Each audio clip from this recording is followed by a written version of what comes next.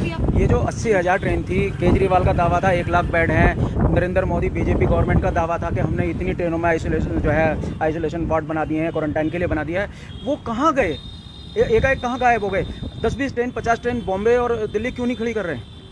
किसने रोका हुआ है? अगर वो बनी थी तो कहाँ गई वो सब एक से ढोंग था, क्योंकि ना तो मैं देखने जा रहा हूँ ना आप देखने जा रहे हैं। एक आम आदमी की आवाज़ या एक आम आदमी को कितना पता चलता है? एक न्यूज़ चैनल के थ्रू, एक पेपर मीडिया के चैनल थ्रू बिके हुए हैं। और चैनल, राइट, बिल्कुल सही बोल रहे हैं। ये तो याद होगा जब ये करेंसी बंद हुई थी और 2000 का नोट आया था तो एकदम वो आता था कि 2000 के नोट में लगी है चिप।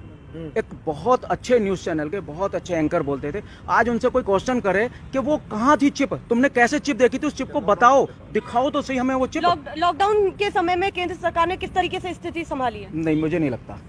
लॉकडाउन में क्या था कि लॉकडाउन जो 22 मार्च को जो पहला लगा है, वो सिर्फ जो है वो 22 मार्च की जगह वो 10 दिन पहले लगना चाहिए था। वो नहीं लग पाया क्योंकि उसका एक बहुत बड़ा कारण था, क्योंकि एमपी में कांग्रेस की सरकार गिरा के बीजेपी की सरकार बनानी थी। जैसे ही जो है शिवराज ने जो है वो लिया और वो है, और ट्रम्प तो चलिए एक अंतर्राष्ट्रीय वो है, और वो भी एक बहुत बड़ी गलती रही है, क्योंकि ट्रम्प के उसमें ना देखा। ये लॉकडाउन जो है जो 22 मार्च से पहले लगना चाहिए था, और पहले भी अगर नहीं लगा तो वो जो है जो 22 मार्च को लगा है, वो 22 मार्च से पहले 1 हफ्ते 10 दिन पहले लगना चाहिए था। जी देखिए, सरकार की जिम्मेदारी क्या होती है? जो सरकार में लोग बैठे हुए हैं उनकी मेन जिम्मेदारी क्या होनी चाहिए? जनता सरकार क्यों चुनती है? जनता किसी को वोट क्यों देती है? बड़ी उम्मीद से देती है कि ये हमें 2 वक्त का खाना देंगे, हमारे रहने के लिए छत देंगे, और अगर हमारे ऊपर कोई बीमारी आती है, कोई मुसीबत आती है, तो हमारा सरकारी अस्पताल में फ्री इलाज हो जाए। यही 3 मौलिक सुविधाएं मानी जाती हैं। अब अगर प्रधानमंत्री जी या गृह मंत्री जी ये कह रहे हैं कि जी आप आत्मनिर्भर बनिए, आप खुद अपने आप को देखिए, हम सक्षम नहीं हैं, तो क्या प्रधानमंत्री जी व्यापारियों के लिए सक्षम है? व्यापारियों के लिए तो आपने सारी व्यवस्थाएं कर दी। आप कहीं भी जाइए तो भाई व्यापारियों के लिए तो सब हो रहा जी, उनको लोन देना है, लोन मिल रहा है, उनके लिए सारी योजनाएं आ रही हैं। आज मैं टाइम्स ऑफ इंडिया पढ़ रहा था, तो टाइम्स ऑफ इंडिया में आज न्यूज आई है कि अडानी का सबसे बड़ा प्लांट लग रहा, तो उसके लिए तो सरकार के पास पैसा है, अडानी और अंबानी को देने के लिए सरकार के पास पैसा है।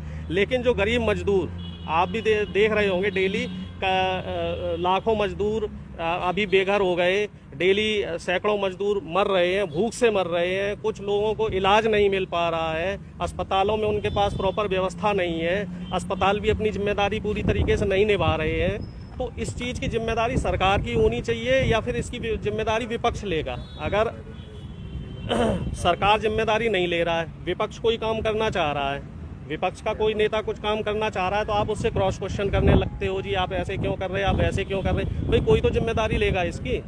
अभी उन्होंने बयान दिया है कि कहीं ना कहीं अगर केंद्र सरकार से चूक हुई तो विपक्षी पार्टियों ने क्या किया, ये बताइए, तो क्या कहेंगे इस पर? आप मुझे ये बताइए कि कब तक आप नेहरू, इंदिरा गांधी या राहुल गांधी को दोष देंगे? सरकार ने मोदी को प्रधानमंत्री बनाया है और अमित शाह इस समय गृह मंत्री हैं। अमित शाह जी तो मुझे लग रहा है गृह मंत्री नहीं, चुनाव मंत्री हैं। जब चुनाव आता है तो अमित शाह जी प्रकट हो जाते हैं, और जब कभी देश के ऊपर कोई मुसीबत आती है तो अमित शाह जी विलुप्त हो जाते हैं। 2 महीने अमित शाह जी नहीं दिखे, लेकिन अब बिहार में और बंगाल में चुनाव है तो अब ये फिर से प्रकट हो गए।